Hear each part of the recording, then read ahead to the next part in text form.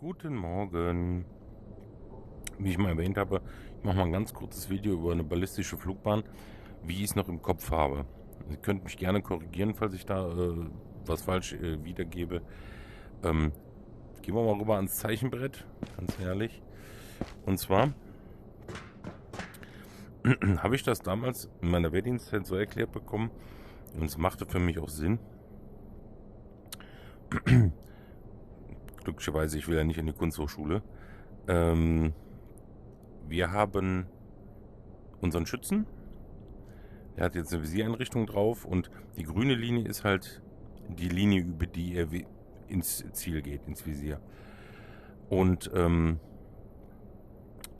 haben wir die ballistische Flugbahn des Gewehrs oder beziehungsweise des Projektils, die nach Verlassen des Laufs leicht ansteigend ist, bis zu dem Punkt, wo die Visiereinrichtung eingestellt ist oder auf die Visiereinrichtung eingestellt ist.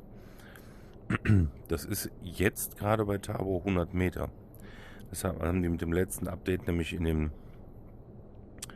dem Update Notes mit reingeschrieben, dass sie die nämlich von 50 auf 100 Meter erhöht haben.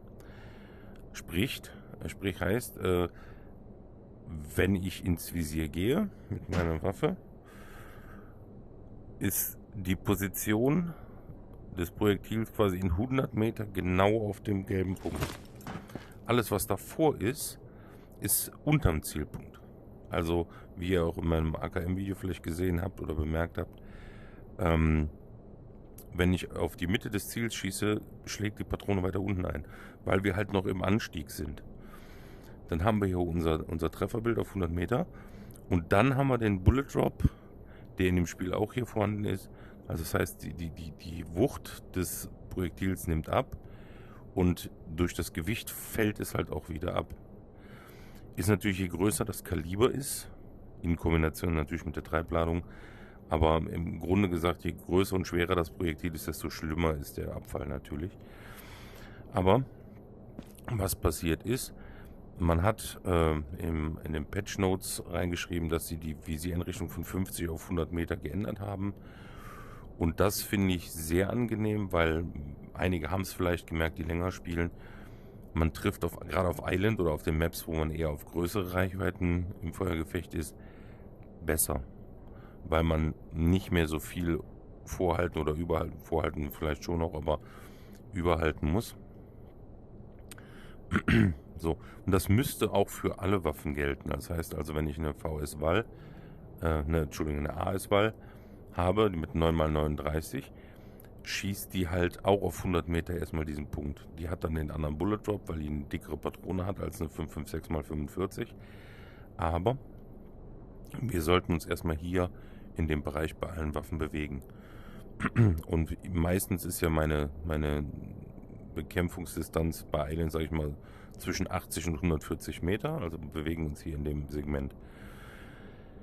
Wenn wir jetzt natürlich Silo spielen mit einem SMG, ja, aber verhält sich halt spielerisch auch wieder ein bisschen anders. Das ist eher Schießbude.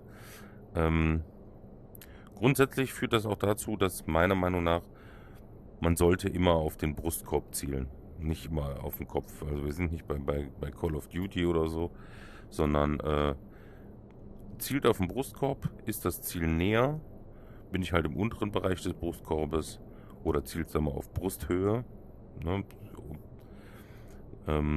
Und bin ich weiter weg, gehe ich dann auch wieder da runter.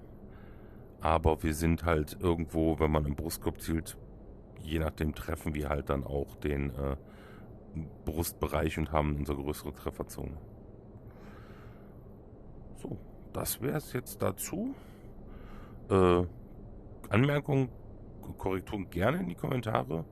Das ist halt schon so, na, das ist nicht nur, das ist 20 Jahre her, aber Ballistik und Erdanziehung haben sich eigentlich nicht geändert in der Zeit. Dann danke fürs Zuschauen.